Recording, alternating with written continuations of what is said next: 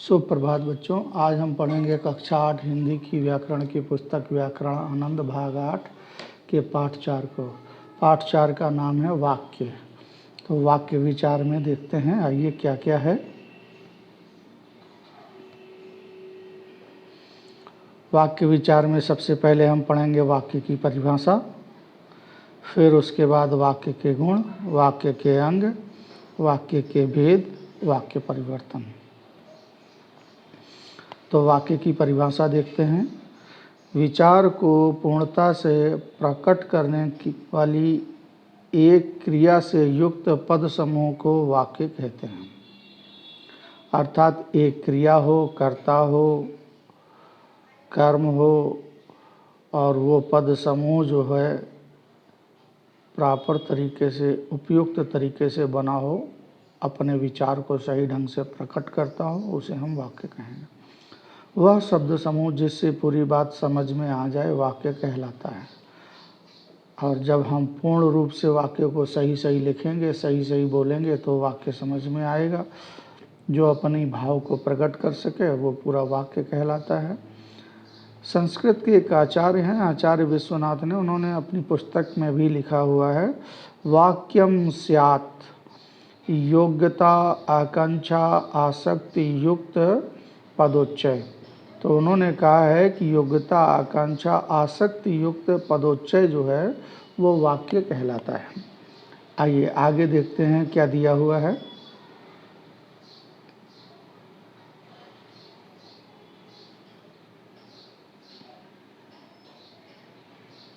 वाक्य के गुण।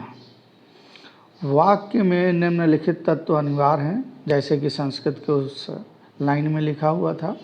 तो उसमें से आपकी पुस्तक में 3 दिए हुए हैं, योग्यता, आकांक्षा और आसक्ति। मैंने यहाँ पर 6 दिए हुए हैं, होते 8 हैं। ये ज़्यादा विस्तार से समझने की ज़रूरत है। सार्थकता अर्थात आपका जो वाक्य है वो सार्थक हो। योग्यता में बताऊंगा, आकांक्षा में बताऊंगा, निकटता में बताऊंगा, आसक्ति अर्थात क्रम अन्वय संस्कृत के लिए होता है।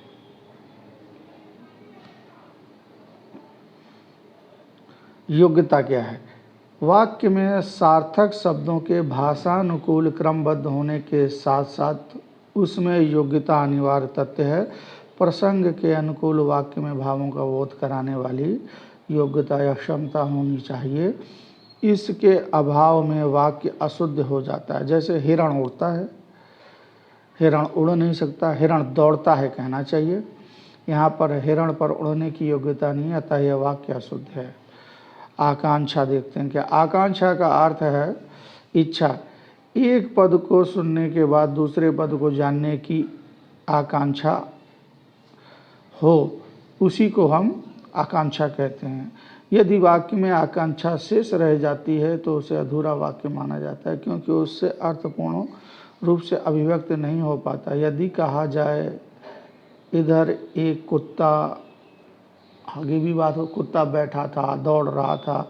यदि कहा जाए माने क्या कहा जाए, माने बात पूरी नहीं हुई। निकटता,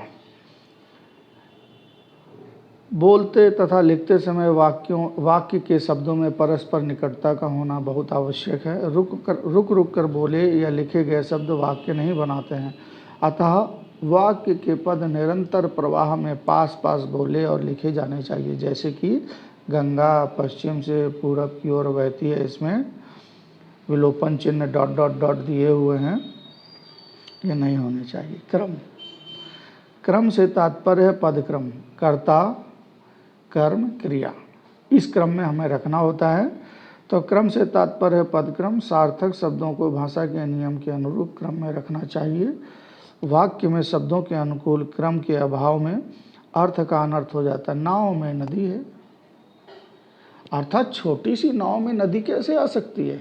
गलत है ना। अब देखिए, वही सारे वाक्य रहेंगे, वही सारे शब्द रहेंगे, और इसमें हम क्या देखेंगे, इस वाक्य में सभी शब्द सार्थक हैं मगर क्रम का अभाव है। अब देखिए क्रम क्या है, सही क्रम करने पर नदी में नाव है, वाक्य बन जाता है जो शुद्ध है।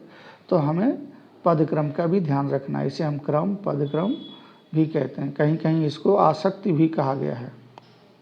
हाँ, आपकी पुस्तक में ये आसक्ति है, अगले वाक्य के अंग। तो वाक्य के जो भेद होते हैं या अंग होते हैं, उद्देश्य और विधेय, दो हिस्से होते हैं, उद्देश्य और विधेय। उद्देश्य क्या है, विधेय क्या है, देखते हैं। उद्देश्य वाक्य का वह भाग जिसमें किसी व्यक्ति या वस्तु के बारे में कुछ कहा जाए उसे उद्देश्य कहते हैं। सरल शब्दों में वाक्य में जिसके विषय में कुछ कहा जाए उसे उद्देश्य कहते हैं। विधेय क्या है, उद्देश्य के विषय में जो कुछ कहा जाए उसे विधेय कहते हैं। जैसे पूनम किताब पढ़ रही है, इस वाक्य में जो है किताब पढ़ती है या पढ़ रही है विधेय है, क्योंकि पूनम उद्देश्य है के विषय में कहा जा रहा है। उद्देश्य के भाग, उद्देश्य के दो भाग होते हैं, एक तो खुद उद्देश्य और एक होता है उद्देश्य विस्तार। इसी तरीके से विधेय के भाग, विधेय का पहला भाग विधेय होता है और उसके बाद विधेय विस्तार। अब इसमें पहले वाले में है उद्देश्य विस्तार में भी कर्ता का विशेषण या कर्ता से संबंधित शब्द, जैसे मैंने एक उदाहरण दिया था, राम आ रहे हैं, तो दशरथ के पुत्र राम आ रहे हैं, अयोध्या नरेश राम आ रहे हैं, मर्यादा पुरुषोत्तम राम आ रहे हैं। अब इसी को बोलेंगे दशरथ के पुत्र अयोध्या नरेश मर्यादा पुरुषोत्तम राम आ रहे हैं। तो ये सब राम की विशेषताएं हैं, उसके साथ जोड़ते जाएंगे। इसी तरीके से विधेय में अब राम आ रहे हैं, मैं आगे उद्देश्य वाला हिस्सा छोड़ रहा हूँ, अब यहाँ पर बताऊँगा राम आ रहे हैं, राम पुष्पक विमान से आ रहे हैं, राम सीता लक्ष्मण के साथ पुष्पक विमान में आ रहे हैं, राम सीता लक्ष्मण के साथ बैठकर पुष्पक विमान में आ रहे हैं, राम सीता लक्ष्मण के साथ पुष्पक विमान में बैठ कर के आकाश मार्ग से पुष्पक विमान में आ रहे हैं। और जोड़ सकते हैं राम सीता लक्ष्मण सुग्रीव आदि सेना सहित पुष्पक विमान में बैठकर वायु मार्ग से लंका को जीत करके आ रहे हैं। तो कितना भी बढ़ाते जाएं, ये सारा विस्तार है, पूरक शब्दों में है। आपके उद्देश्य में बिल्कुल ये ध्यान रखने चाहिए, उद्देश्य और उद्देश्य विस्तार, विधेय और विधेय विस्तार, सिंपल है। और जैसे जैसे आप बढ़ेंगे आपको ये समझ में आता जाएगा। वाक्य के भेद, इनको दो भागों में बांटा गया है। कौन कौन से, अर्थ के आधार पर, रचना के आधार पर। संक्षेप में अर्थाधार रचनाधार कह देते हैं।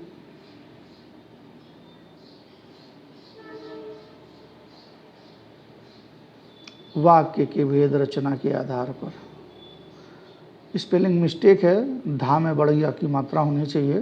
साधारण वाक्य या सरल वाक्य, मिश्रित वाक्य, संयुक्त वाक्य, क्रम गड़बड़ है। पहला नंबर होना चाहिए साधारण वाक्य, ये मुझसे बनाते में गलती हो गया है। साधारण वाक्य, संयुक्त वाक्य, फिर मिश्रित वाक्य। दूसरा, वाक्य के भेद अर्थ के आधार पर, इसमें भी आपको 8 भेद बताए गए हैं। सरल वाक्य, निषेधात्मक वाक्य, प्रश्नवाचक वाक्य, आज्ञावाचक वाक्य, संकेतवाचक वाक्य, विस्मयादिबोधक वाक्य और विधानवाचक वाक्य, इच्छावाचक वाक्य। इनको अभी हम विस्तार से पढ़ेंगे। तो इस प्रकार से रचना के आधार पर 3 होते हैं। क्रम गड़बड़ है थोड़ा सा, वो मैंने बता दिया। दूसरे की जगह तीसरा, तीसरे की जगह दूसरा हो गया है। और दूसरा जो है वाक्य के भेद अर्थ के आधार पर, ये 8 हैं। ये जैसे चलने चाहिए वैसे हैं। इनका अंग्रेजी में भी रूपांतरण दिया हुआ है जिससे आप समझ सकें। अब देखिए सरल वाक्य क्या है। जिस वाक्य में एक ही क्रिया या विधेय होता है उन्हें सरल वाक्य, साधारण वाक्य कहते हैं। जिन वाक्यों में एक ही क्रिया, जैसे मुकेश पढ़ता है, राकेश ने भोजन किया। संयुक्त वाक्य क्या है, जिन वाक्यों में 2 या 2 से अधिक सरल वाक्य समुच्चय बोधक अवयवों से जुड़े होते हैं। इनमें एक से अधिक क्रिया होती है और ना गलत लिखा हुआ है इसमें, उन्हें संयुक्त वाक्य कहते हैं। मेरे ख्याल से कुछ टाइपिंग एरर है। इनमें एक से अधिक क्रिया होती है, उन्हें संयुक्त वाक्य कहते हैं। जैसे वह सुबह गया और शाम को लौट आया। मिश्रित वाक्य क्या है, जिन वाक्यों में एक मुख्य या प्रधान वाक्य हो और अन्य आश्रित उपवाक्य हों, उन्हें मिश्रित वाक्य कहते हैं। इसमें एक मुख्य उद्देश्य और मुख्य विधेय के अलावा एक से अधिक क्रियाएं होती हैं। जैसे ज्यों हुई उसने दवाई पी वह सो गया। मुझे नहीं लगता इसमें, हाँ इसमें एक समझाने वाली बात यह है, इसमें एक क्रिया, इसमें दो क्रियाएं या प्लस, उससे ज़्यादा भी हो सकती हैं। इसमें भी दो क्रियाएं या उससे भी ज़्यादा हो सकती हैं। तो ये तो ठीक है, एक क्रिया है, इसमें दो क्रियाएं हैं, तो क्या भेद है? तो इसका फर्क ये है कि दोनों प्रधान उपवाक्य होंगे, और मिश्रित वाले में क्या होगा?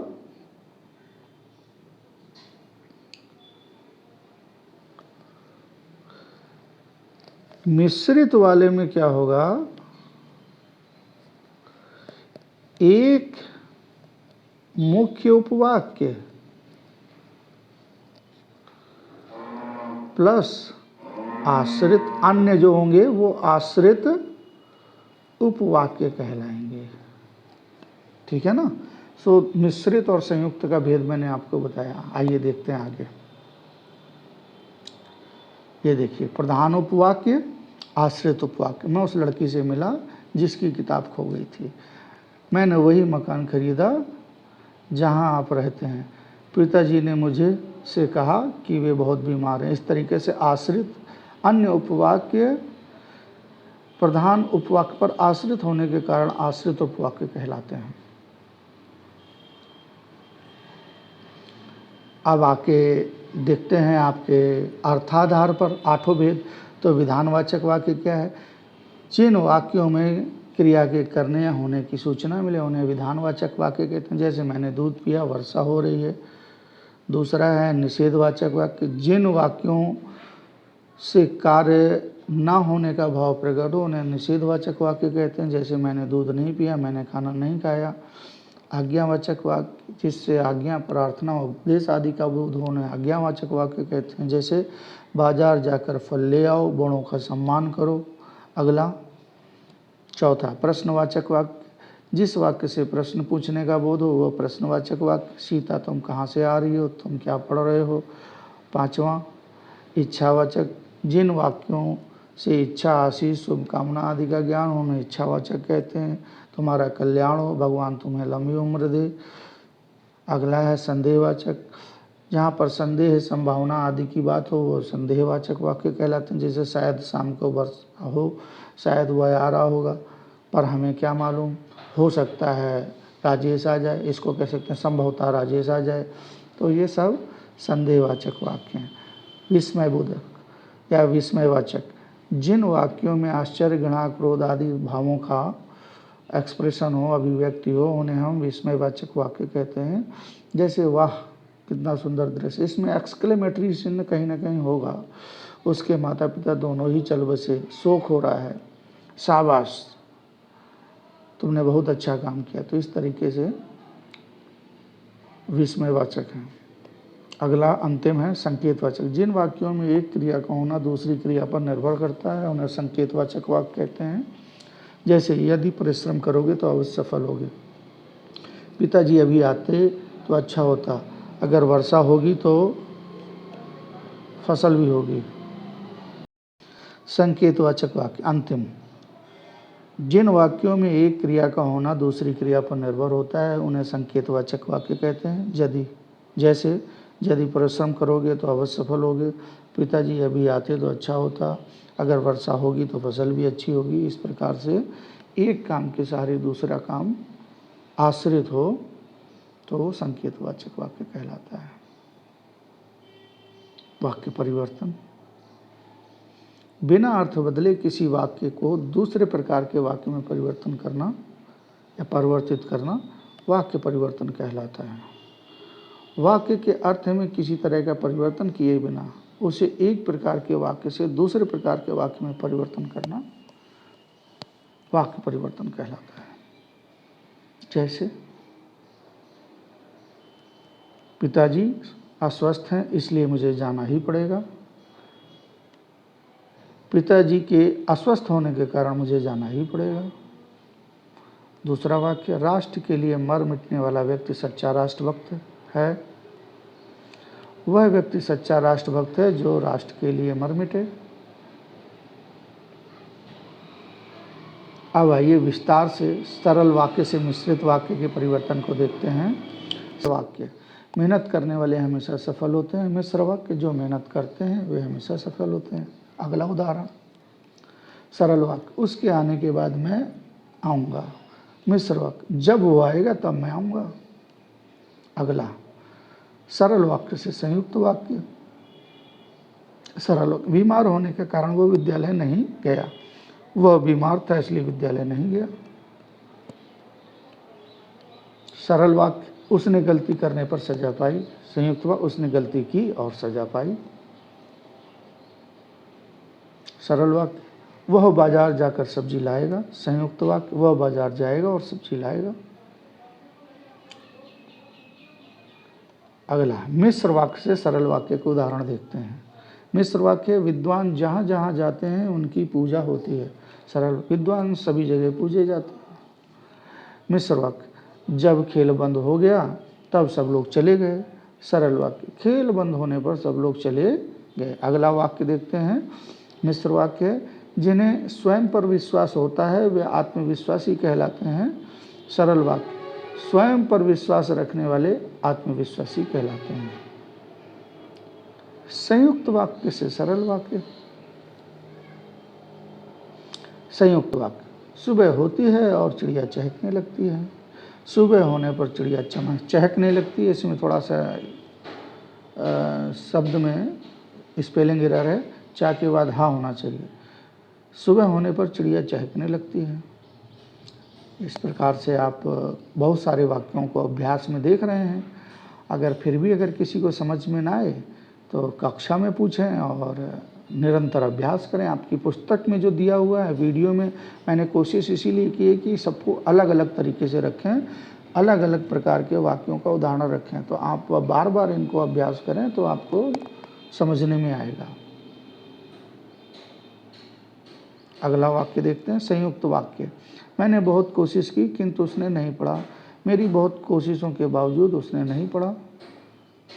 अंतिम वाक्य देखते हैं इसका, संयुक्त वाक्य, उसे सामान लाना था इसलिए बाजार गया। वह सामान लाने के लिए बाजार गया। अर्थ के आधार पर वाक्य के परिवर्तन को भी देख लेते हैं। विधानवाचक, हमारी टीम ने मैच जीत लिया। निषेधवाचक वाक्य, हमारी टीम ने मैच नहीं जीता।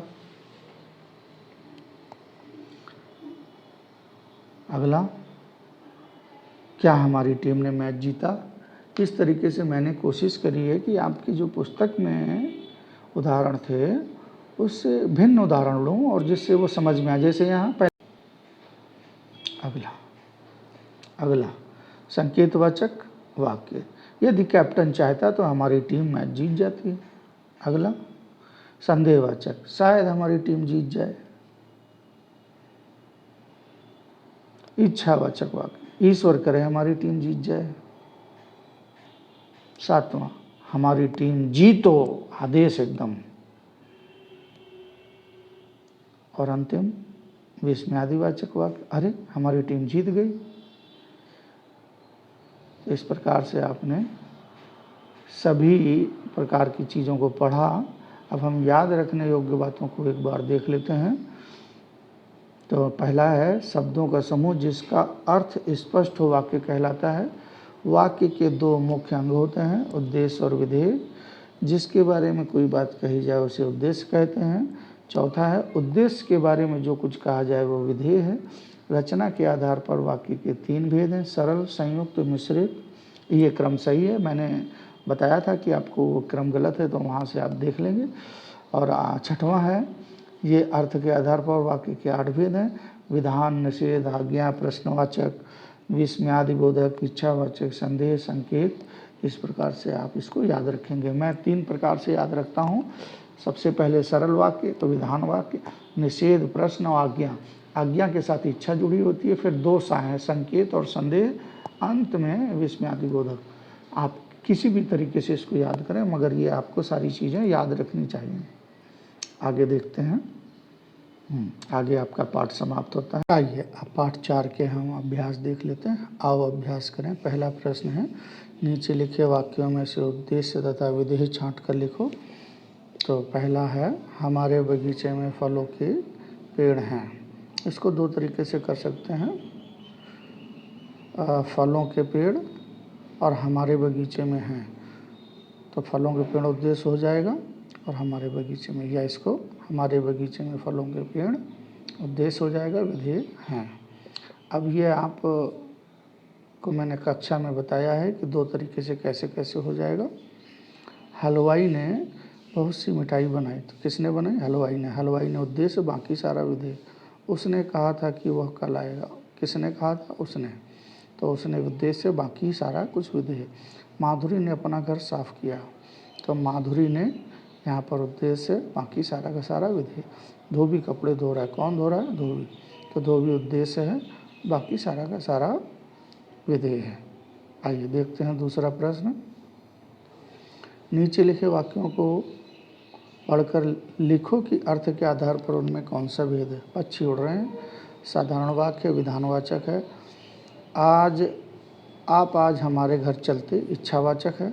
जाओ बाजार से सामान ले आओ, आदेशवाचक है, माने आज्ञावाचक।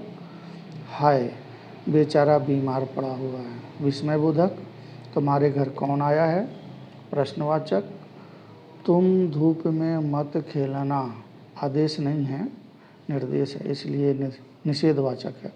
अजय आज कानपुर गया होगा, संभावना है, इसलिए संदेहवाचक। तुम साइकिल से मत जाओ, बिल्कुल एकदम आदेश वाला वाक्य हो गया, मत जाओ, इसलिए ये आदेशात्मक हो गया, आज्ञावाचक है। थोड़ा थोड़ा निषेधवाचक है, मगर इसमें आदेश का पुट जाता है। तीसरा प्रश्न, नीचे लिखे वाक्य पढ़कर बताओ कि रचना के आधार पर वह किस प्रकार के वाक्य हैं। अजय, अनिल और शिखर गए। अगर ये अलग अलग वाक्य लिखेंगे तो अजय गया, शिखर गया, अनिल गया, मगर इसमें सब एक साथ हैं, इसलिए ये एक क्रिया है, इसलिए ये सिंपल साधारण वाक्य हो गया। अध्यापिका ने पूछा कि तुम कहाँ गए हो।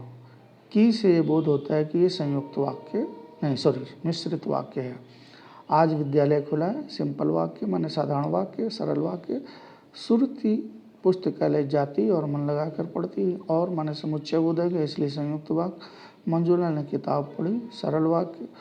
वह गई तो थी परंतु रास्ते में से ही लौट आई थी, रास्ते से ही लौट आई थी, परंतु लगा हुआ अर्थात संयुक्त वाक्य। मैं जानती हूँ कि शाम को बारिश आएगी, की लगा हुआ है अर्थात मिश्रित वाक्य। दादाजी आए, सरल वाक्य। आइए देखते हैं चौथा प्रश्न। निम्नलिखित सरल वाक्यों को संयुक्त वाक्य में बदलो। वह खाना खाकर सो गया होगा, उसने खाना खाया और सो गया। दूसरा, बालक रो रो कर चुप हो गया, बालक रोता रहा और चुप हो गया। शाम होते ही सब घर आ गए, शाम हुई और सब घर आ गए। सूर्योदय होने पर पक्षी बोलने लगे, सूर्योदय हुआ और पक्षी बोलने लगे। पांचवा प्रश्न, सरल वाक्यों से मिश्रित वाक्य बनाओ। कमाने वाला खाएगा, जो कमाएगा वो खाएगा। परिश्रमी व्यक्ति सदा सुखी रहते हैं, जो परिश्रम करता है, या जो व्यक्ति परिश्रम करता है वो सदा सुखी रहता है, या जो व्यक्ति परिश्रम करते हैं वो सदा सुखी रहते हैं। मेहनती विद्यार्थी सफल होते हैं, जो मेहनत करेंगे या जो विद्यार्थी मेहनत करेंगे वे सफल होंगे, या जो विद्यार्थी मेहनत करते हैं वे सफल होते हैं, क्योंकि इसमें वर्तमान काल में है, इसलिए मैंने अलग अलग तरीके से बताया और फिर बाद में वर्तमान काल का उदाहरण दे दिया। आइए छठवां प्रश्न देखते हैं। छठवां प्रश्न, निम्नलिखित संयुक्त वाक्यों से मिश्रित वाक्य बनाओ। महिमा गा रही है और नाच रही है। जैसे महिमा गा रही है वैसे ही नाच रही है। बच्चा दौड़ा और मेरे पास आ गया। ज्यों ही बच्चा दौड़ा त्यों ही वो मेरे पास आ गया। कुसुम आई और चली गई, जैसे कुसुम आई वैसे ही चली गई। वह घर आया और उसने भोजन किया, जैसे ही वह घर आया वैसे ही उसने भोजन किया। आपने परिश्रम किया और उत्तीर्ण हो गए। जब आपने परिश्रम किया तब आप उत्तीर्ण हो गए। 7वां प्रश्न, बच्चे छत पर चढ़ गए हैं। इसको प्रश्नवाचक वाक्य में, तो क्या बच्चे छत पर चढ़ गए हैं? घर में मेहमान आए, तो क्या घर में मेहमान आए हैं? पिताजी बाजार से फल लाए हैं, क्या पिताजी बाजार से फल लाए हैं? आज हम अक्षरधाम मंदिर जाएंगे, क्या आज हम अक्षरधाम मंदिर जाएंगे? 9वां प्रश्न, निम्नलिखित वाक्यों को निषेधवाचक वाक्यों में बदलकर लिखो। बच्चे मैदान में नहीं दौड़ रहे हैं। मैं उत्तर बोल रहा हूँ। बच्चे मैदान में नहीं दौड़ रहे हैं। मैं मेला देखने प्रगति मैदान नहीं जाऊँगा। आज बाजार नहीं बंद है, आज बाजार बंद नहीं है, ये ठीक रहेगा। हम आज फिल्म देखने नहीं जाएंगे। इस प्रकार से हमने ये आपका 8वां प्रश्न भी कर लिया। अब हम आते हैं 9वें प्रश्न की तरफ। 9वें प्रश्न में मुख्य उपवाक्य रेखांकित करो। तो जो धन अमित ने मेहनत से कमाया था वह सब चोरी चला गया। तो उत्तर होगा जो धन अमित ने मेहनत से कमाया था। अगले में मैंने एक पेन खरीदा, ये मुख्य वाक्य होगा। तीसरे में वह मेरा मित्र है, वह मेरा मित्र है, यह मुख्य उपवाक्य होगा। चौथा, जैसा पिताजी कहते हैं, यह मुख्य उपवाक्य होगा। 10वें में क्या है? 10वां प्रश्न, निम्नलिखित वाक्यों में आश्रित उपवाक्य रेखांकित करो। मेरा विचार है कि तुम्हें यह काम कर लेना चाहिए। तो इसमें है उत्तर, तुम्हें यह काम कर लेना चाहिए। जो आतंकवादी पकड़ा गया वह तालिबान से था। तो इसमें उत्तर है वह तालिबान से था। आंगन में एक सांप था जो बहुत लंबा था, जो बहुत लंबा था। चौथा, जो व्यक्ति मेहनत करता है उसे सफलता अवश्य मिलती है। तो मेहनत करना पहले होगा, सफलता बाद में होगी, तो उसे सफलता अवश्य मिलती है। ये वाक्य उपवाक्य होगा। इस प्रकार से आपके 10 प्रश्न हो गए। और अब हम बहुविकल्पी प्रश्नों की तरफ बढ़ते हैं। नंबर 1, सही का निशान लगाओ। शब्दों का सार्थक समूह कहलाता है वाक्य। दूसरे में वाक्य में जिसके बारे में कोई बात कही जाए उसे कहते हैं उद्देश्य। तीसरे में उद्देश्य के विषय में जो कहा जाए उसे कहते हैं विधेय। अर्थ की दृष्टि से वाक्य के कितने भेद होते हैं? 8। रचना के आधार पर वाक्य के कितने भेद होते हैं? 3। 6वां प्रश्न है, दशरथ पुत्र राम ने रावण को तीर से मारा। तो दशरथ पुत्र राम ने अपने आप काम करने की आदत डालो महाशय। इस वाक्य में उद्देश्य है महाशय। 8वां प्रश्न है, किसानों का जीवन बहुत कठोर होता है। इस वाक्य में उद्देश्य क्या है? किसानों का जीवन क्या कठोर होता है? किसानों का जीवन, अर्थात का उत्तर से। नवनीत ध्यानपूर्वक पुस्तक पढ़ रहा है। इस वाक्य में विधेय क्या है? नवनीत कौन पुस्तक पढ़ रहा है? नवनीत। तो नवनीत उद्देश्य हो गया। अब उसकी सारी क्रियाएं ध्यानपूर्वक पुस्तक पढ़ रहा है, वो विधेय में आएंगी। तो घ नंबर। 10वां, समाचार पत्र में अनोखी घटना छपी है। इस वाक्य में विधेय कहाँ छपी है? समाचार पत्र में। क्या छपी है? घटना। तो कहाँ क्या लगा देने से आपको उद्देश्य मिल जाता है, बाकी शेष बचा है छपी है, तो वो आपका विधेय हो गया। दूसरा प्रश्न, रचना की दृष्टि से निम्नलिखित वाक्यों के सही भेद पर निशान लगाएं। तो रचना की दृष्टि से, तुम बुद्धिमान हो इसलिए ढंग से बात करो। संयुक्त वाक्य है, इसलिए लगा हुआ है। अगर मन में सच्चा प्रेम हो तो संबंध कभी नहीं टूटते। अगर और तो लगा हुआ है, इसलिए ये मिश्रित वाक्य है।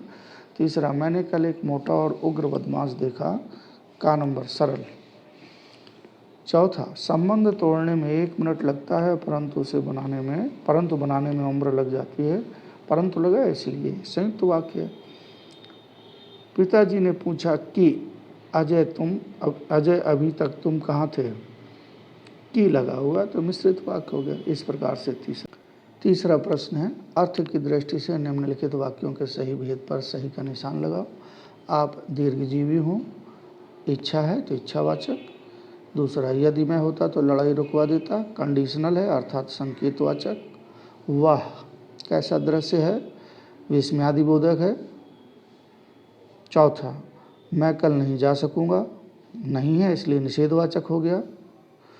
पांचवा, जिस वाक्य में किसी काम का होना या ना होना दूसरे काम के ऊपर निर्भर होता है तो वह वाक्य क्या कहलाता है, संकेतवाचक। ये दूसरे प्रश्न का उत्तर भी हो सकता है, अर्थात दूसरे प्रश्न की व्याख्या हो सकती है, उत्तर नहीं। तो दूसरा और पांचवा एक दूसरे के ऊपर व्याख्यायित हो रहे हैं। दूसरा उदाहरण है और पांचवा उसकी व्याख्या है। इस प्रकार से हमने पाठ 4 के अभ्यास कार्य भी पढ़ लिए और पाठ कार्य समाप्त हो रहा है। आपका दिन शुभ हो। धन्यवाद।